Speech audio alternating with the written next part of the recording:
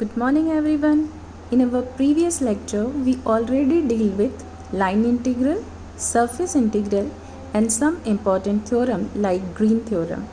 Today we start a fresh and important topic of vector calculus, that is Stokes theorem, which is basically relationship between line and surface. Let's understand more about Stokes theorem. We start from the statement: if S be an open surface bounded by a closed curve C, f vector function in the form of f1i, f2j, f3k be any continuous differentiable vector point function, then line integral equal to curl of f dot n cap ds. Curl को हम इस form पे भी represent कर सकते हैं. तो चलिए समझते हैं यहाँ पे कि लाइन इंटीग्रल एंड कर्ल के बीच में क्या रिलेशंस है. Here we have one diagram.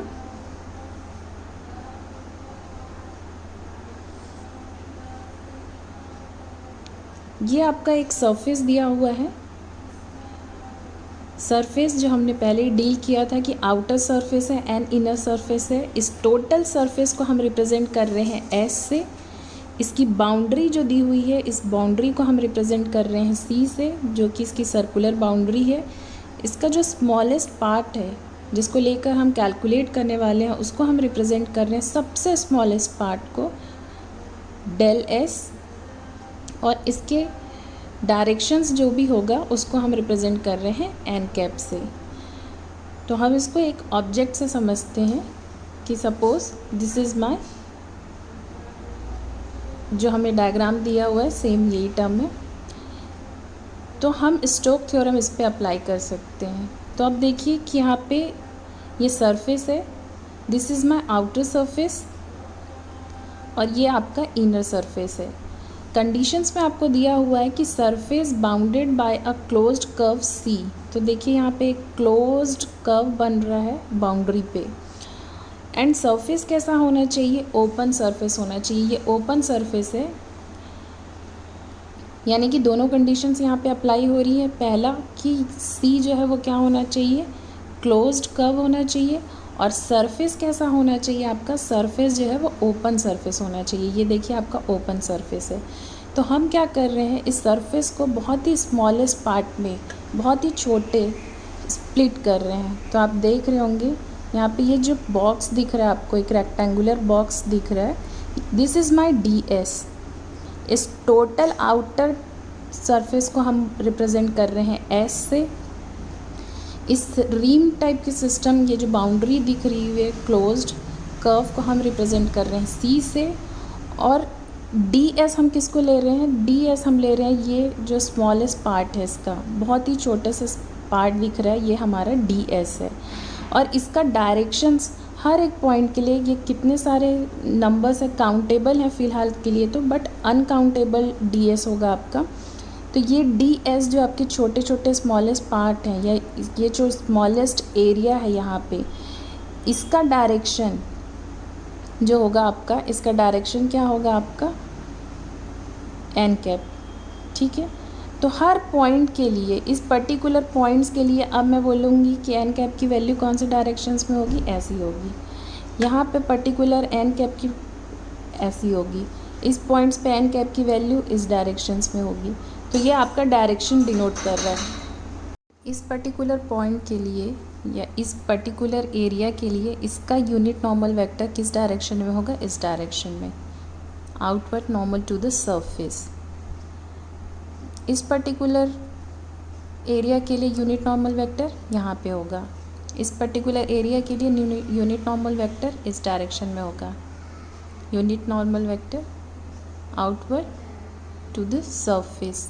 ठीक है. यहाँ पे अगर हम देख रहे हैं तो यहाँ पे यूनिट वेक्टर किस तरफ में होगा? यूनिट नॉर्मल वेक्टर जो 90 डिग्री फॉर्म करेगा इस सर्कल के इस सरफेस के साथ पे, तो ये इस डायरेक्शंस में होगा. सेम अगर इस डी एस यहाँ पे होगा हमारा, तो इसका यूनिट नॉर्मल वेक्टर किस डायरेक्शन में होगा? इस डायरेक्शंस में. तो ये तो होगा यूनिट नॉर्मल वेक्टर की. यूनिट नॉर्मल वेक्टर के लिए हम और एक कॉन्सेप्ट देखते हैं कि हम यहाँ पे जो आपका सर्कुलर बाउंड्रीज़ दी हुई है ये कौन से डायरेक्शंस में, हमने ग्रीन थ्योरम में देखा था, ये हमेशा क्या होता है, काउंटर क्लॉकवाइज होता है। तो आप अपने हाथ को ऐसे रखिए एंड काउंटर क्लॉकवाइज मतलब इस डायरेक्शन में, तो आपका थंब जिस डायरेक्शंस में है आपका यूनिट नॉर्मल वेक्टर उस डायरेक्शन में होगा, यानी कि 90 डिग्री किस डायरेक्शन में फॉर्म होगा, इस डायरेक्शंस में। इसलिए ये सारे कैसे थे, outward normal to the surface. अब सपोज मान लेते हैं कि ये रीज़न कैसा दिया होता, क्लॉकवाइज, मतलब कि हम अपने हैंड को ऐसे क्लॉकवाइज मूव कर रहे हैं, तो मेरा थंब अभी कहाँ है, नीचे, तब क्या होगा, नॉर्मल वेक्टर इस डायरेक्शंस में होगा। कभी भी हम ऐसा नहीं लेते हैं, ये नहीं होगा, ठीक है। इस पर्टिकुलर सरफेस के लिए यूनिट नॉर्मल वेक्टर ऐसा नहीं होगा, वह हमेशा किस डायरेक्शन में होगा, इस डायरेक्शंस में। तो आई होप आपको ये क्लियर हुआ होगा। तो हम अब इसी का ही हम सरफेस फाइंड आउट कर रहे थे। ये हमारा डायग्राम है, देखिए मैच करके, ये डायग्राम है। इस टोटल टर्म को मैंने बोल दिया है कि ये हमारा सरफेस है ये, और ये आपको जो दिख रहा है सी, इसको बोल रहे हैं हम सर्कुलर बाउंड्री जो कि इनक्लोज्ड है। तो सरफेस आपका कैसा दिख रहा है, ओपन, और बाउंड्री जो आपको दी हुई है वो कैसी है, आपकी क्लोज्ड। तो 2 पॉइंट्स यहाँ पे है, सरफेस ओपन है और बाउंड्री जो है वो आपकी क्या है, क्लोज्ड है।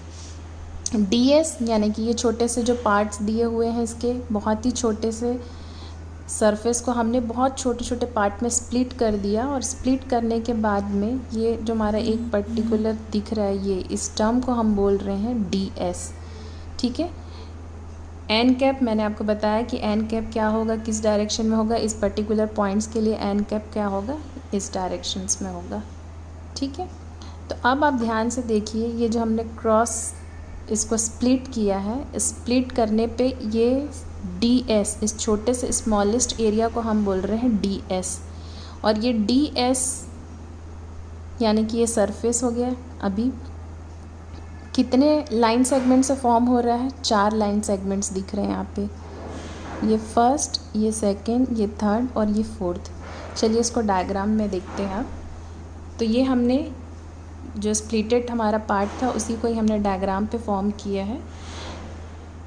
ये येलो पार्ट्स जो भी आपको दिख रहा है ये इंटायर सरफेस के लिए, ये टोटल सरफेस को हमने रिप्रेजेंट किया येलो से।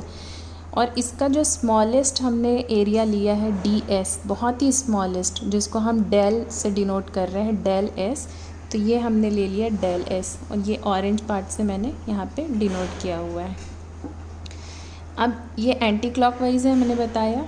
तो आप देखिए यहाँ पे कितने लाइन सेगमेंट फॉर्म हो रहे हैं, ये फर्स्ट लाइन सेगमेंट है, ये second, this one is third, this is fourth. ऐसे ही बाकी सारे लाइन सेगमेंट्स यहाँ पे फॉर्म हो रहे होंगे। अब इस पॉइंट पे, ये जो आपका पॉइंट है, इस पॉइंट पे डायरेक्शन कौन सा होगा, ये डायरेक्शन एन कैप की वैल्यू हो गई। तो देखिए ये टोटल आपका सरफेस था जिसको हमने डिनोट किया है S से, जो इसकी बाउंड्री थी जिसको हम, ये बाउंड्री है हमारी, इस क्लोज्ड, इसको हम डिनोट कर रहे हैं बाउंड्री को C से। जो इसका स्मॉलेस्ट पार्ट है उसको हम डिनोट कर रहे हैं DS से। इस स्मॉलेस्ट पार्ट में जो लाइंस फॉर्म हो रही हैं, 4 लाइन फॉर्म हो रही हैं, उस लाइन को हम L1, L2, L3, L4 बोल सकते हैं। और ये जितने बहुत छोटे छोटे पार्ट यहाँ पे जो स्प्लिट्स हुए हैं, तो इसको भी हमने ऐसे नेम दे दिया, C1, C2, C3, C4, C5। तो ये हमने बस ऐसे आपको समझाने के लिए लिखा है C1, C2, C3। ये बहुत सारे यहाँ पे काउंटेबल या बोल सकते हैं अनकाउंटेबल स्प्लिट्स हैं, ठीक है।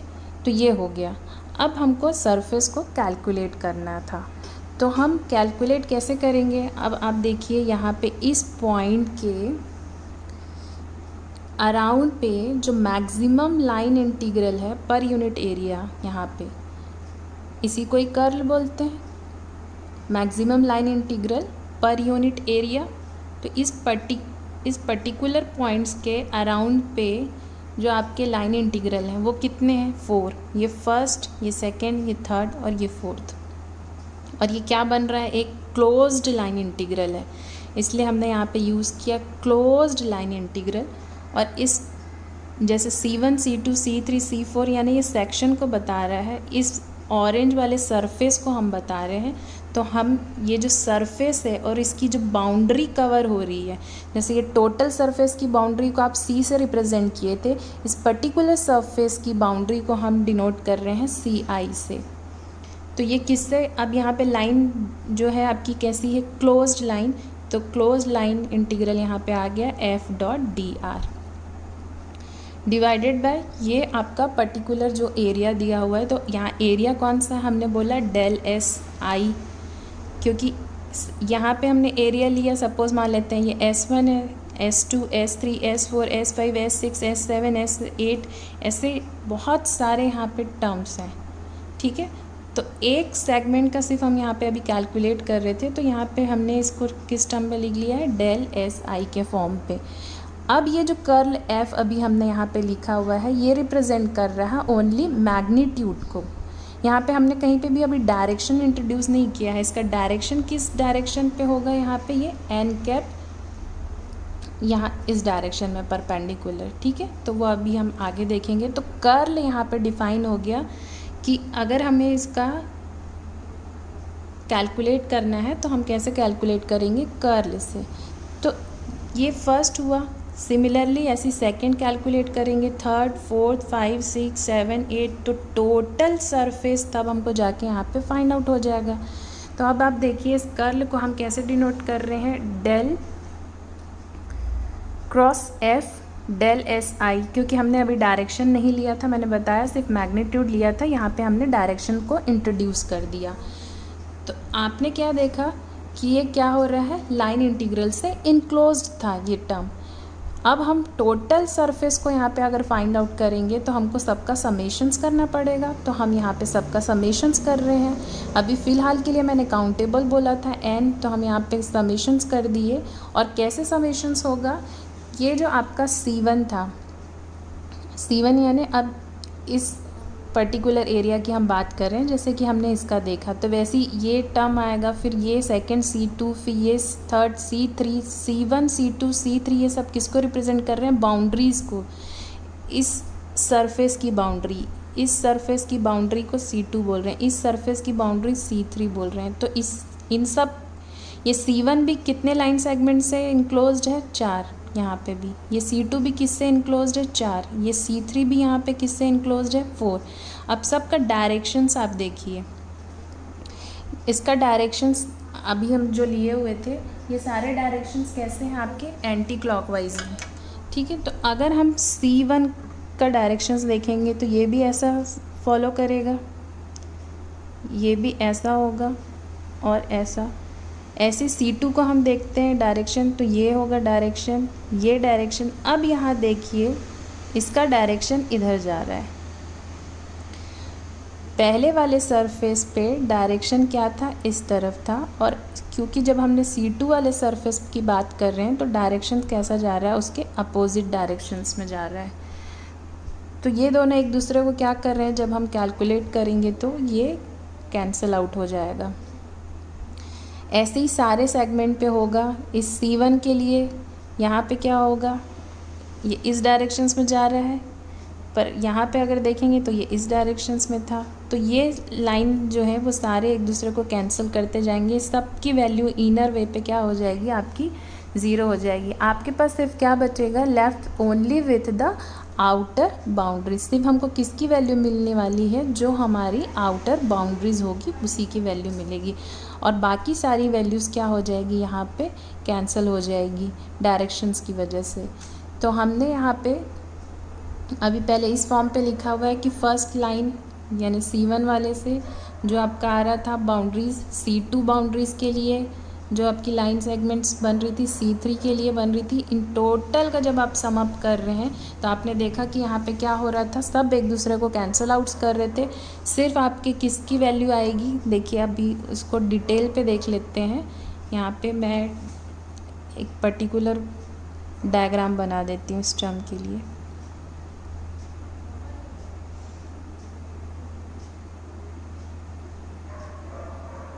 अब देखिए हमने ये डायरेक्शन फॉलो किया था, ये डायरेक्शन लिया, ये और ये। अब इसका डायरेक्शन बनाते हैं, ये भी इसी डायरेक्शन में होगा, इस डायरेक्शन में गया, और इस डायरेक्शन में। अब यहाँ जब आया तो कैसा डायरेक्शन हो गया ये, तो ये वाली लाइन यहाँ से हट गई। सेम इस डायरेक्शन में जा रहे थे, इस डायरेक्शन में गए, इस डायरेक्शन में गए, ये इस डायरेक्शन में जाएगा, ये हो गया, ये हो गया, ये हो गया, तो ये वाली लाइन भी कैंसिल आउट हो गई। सिमिलरली ये इस डायरेक्शन में जा रहा था, इस डायरेक्शंस में जा रहा था, इस डायरेक्शन में जा रहा था, इस डायरेक्शंस में जा रहा था। तो आप देखिए क्या हुआ यहाँ पे, ये इनर पे जो लाइंस दिख रही हैं ये कैंसिल हो गई है, ये कैंसिल हो गई है, ये कैंसिल हो गई है, ये कैंसिल हो गई। तो सिर्फ आपको क्या दिख रहा है, जो बाहर आउटर है सिर्फ वही आपका बचेगा, लेफ़्ट करेगा। तो इस पर्टिकुलर सरफेस में हमारे जितने भी ये टर्म थे ये सब एक दूसरे को आप क्या कर देंगे, यहाँ पे कैंसिल आउट कर लेंगे। कहीं ना कहीं जाके वो एक दूसरे को कैंसिल, हम ये नहीं बोल रहे हैं कि यही वाला टर्म बाजू वाले को कैंसिल कर देगा, बट टोटल इनका जो भी टर्म होगा वो क्या हो जाएगा, आपका कैंसिल होगा।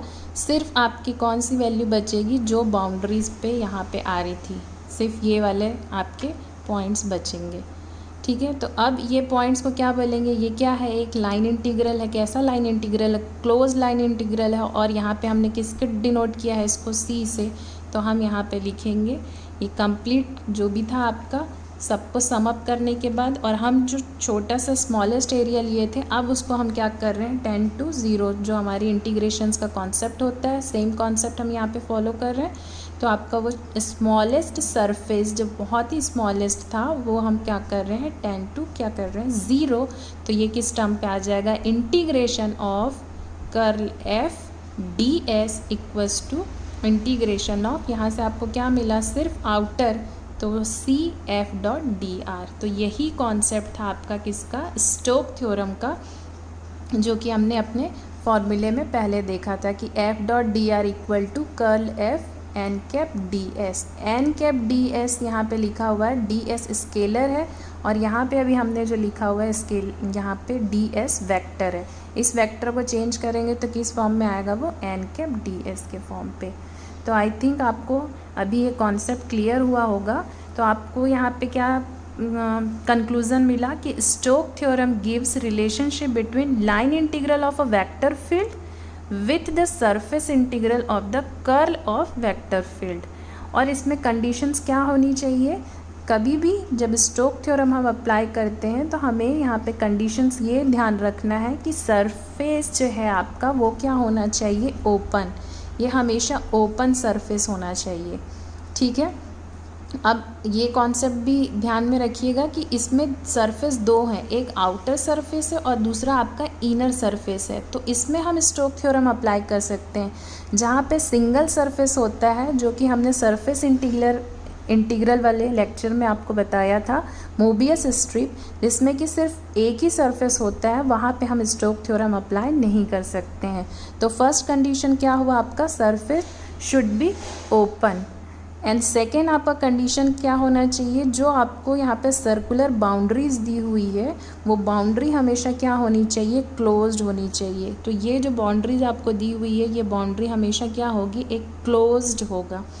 ठीक है, थर्ड में हम यहाँ पे कहाँ पे अप्लाई नहीं कर सकते हैं, तो हमने बताया कि इसको सिंगल सरफेस जहाँ पे भी होगा वहाँ पे अप्लाई नहीं कर सकते हैं, यानी कि मोबियस स्ट्रिप में ये अप्लाई नहीं होगा। एंड फोर्थ, यहाँ पे डायरेक्शन जो है वो बहुत ही ज़्यादा रिक्वायर्ड है। हमेशा आपको डायरेक्शंस पता होना चाहिए कि आपका डायरेक्शंस क्या है, वो एंटी काउंटर क्लॉकवाइज होना चाहिए ये। ठीक है, तो ये आपका डायरेक्शंस हमेशा अपने थंब से ध्यान रखिएगा कि अगर हम एंटी क्लॉकवाइज जा रहे हैं तो आपका ये होगा 90 डिग्री जो है वो मेरे थंब के एंगल पे होगा, और अगर हम क्लॉकवाइज जा रहे हैं तो वो कहाँ होगा, डाउनवर्ड डायरेक्शंस में। तो ये हो गया 4 चीज़ें स्टोक थ्योरम के लिए। अब हम यहाँ पे स्टोक थ्योरम से रिलेटेड क्वेश्चन सॉल्व करते हैं। तो यहाँ पे क्वेश्चंस आपको डायरेक्ट दिया हुआ हो सकता है कि इवॉल्वेट बाय स्टोक थ्योरम। तो एक क्वेश्चन ले लेते हैं यहाँ पे स्टोक थ्योरम का। यह question is involved by Stoke theorem. C दिया हुआ है तो आप यहाँ पे कंपैरिजन कर सकते हैं। सी यानी क्लोज्ड बाउंड्री की बात कर रहा है, तो यानी ये एफ डॉट डी आर की वैल्यू दी हुई है लाइन इंटीग्रल की। ठीक है, where c is a curve boundaries का इक्वेशन है, and z equal to y square. तो आपने देखा स्टोक थ्योरम में लाइन एंड किसके बीच में, सरफेस इंटीग्रल के बीच में रिलेशंस। तो हम इसको कैसे फाइंड आउट कर सकते हैं, कर्ल f फाइंड आउट करके। तो सबसे पहले आप वेक्टर फंक्शंस यहाँ पे जो दिया हुआ है f, उसकी वैल्यू लिख लीजिए। तो इसकी वैल्यू कितनी है यहाँ पे, y z i plus z x j plus x y k। अब हमें फाइंड आउट क्या करना है यहाँ से, कर्ल f। तो हम निकाल लेते हैं कर्ल f। तो कर्ल f कैसे फाइंड आउट करते हैं, डिटर्मिनेंट्स के फॉर्म में, i j k del upon del X del upon del Y del upon del Z. I के लिए कौन सा दिया हुआ है यहाँ पे कंपोनेंट, वाई जेड, जे के लिए Z X and K is X Y. अब आप इसको कैलकुलेट कर लीजिए, I del upon del Y X Y minus del upon del Z Z X, J minus sign के साथ del upon del X X Y and del upon del Z Y Z, K del upon del X Z X minus del upon del Y Y Z. Calculate कर लेते हैं, partially differentiate करना है हमें इसे y के respect में। सो x is a constant term and differentiation of y is 1, so it gives a x। यहाँ से भी हम अगेन पार्शियली डिफ्रेंशिएट कर लेते हैं, यहाँ से भी हमें x मिलेगा। नेक्स्ट इसे हमें पार्शियली डिफ्रेंशिएट करना है विथ रिस्पेक्ट टू x, तो वैल्यू आएगी y। पार्शियली डिफ्रेंशिएट करना है विथ रिस्पेक्ट टू z, तो वैल्यू यहाँ से मिल जाएगी हमें y। अगेन पार्शियली डिफ्रेंशिएट करना है विथ रिस्पेक्ट टू x, तो यहाँ पे आएगा z, एंड पार्शियली डिफ्रेंशिएट करेंगे विथ रिस्पेक्ट टू y, तो this is z। Total calculate करने पे आपको वैल्यू क्या मिल रही है, कर्ल f की वैल्यू आ गई आपकी 0। तो अब इसके आगे कैलकुलेट हम नहीं करेंगे जस्ट बिकॉज हमारा कर्ल f की वैल्यू क्या आ गई है, 0। तो आप देखिए कर्ल f 0 हो गया, तो इंटीग्रेशन अगर करेंगे तो आंसर क्या मिलेगा, रिजल्टेंट 0। तो this is the way to calculate stoke theorem. तो आपने यहाँ पे देखा relation between line integral and surface integral. इसमें 4 कंडीशंस आपको याद रखनी है। पहला, सरफेस ओपन होना चाहिए। सेकंड, क्या होना चाहिए, आपकी बाउंड्री क्लोज्ड होनी चाहिए। थर्ड, आपका क्या होना चाहिए, सरफेस एटलीस्ट 2 होंगे, मतलब सिंगल सरफेस नहीं होना चाहिए। और चौथी बात, इसमें डायरेक्शंस आपको कैसा लेना है, एंटी क्लॉकवाइज है या डायरेक्शंस आपको पता होना चाहिए। तो this is all about stoke theorem. Next video lectures में हम इसके और क्वेश्चंस देखेंगे। तब तक के लिए keep learning, keep watching. Thank you.